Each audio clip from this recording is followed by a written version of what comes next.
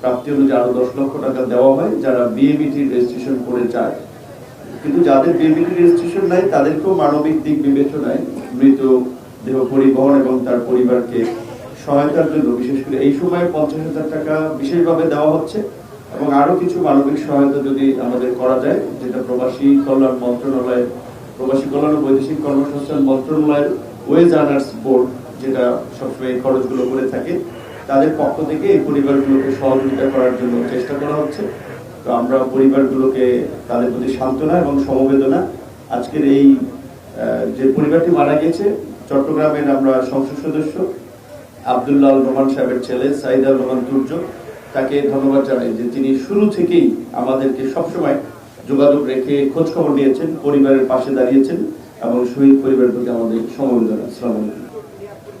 আচ্ছা, এটা নিয়ে আমি একটু বলতে চাচ্ছিলাম যে প্রথমত আপনারা যেভাবে আমরা খবরাখবরে দেখতে পাচ্ছি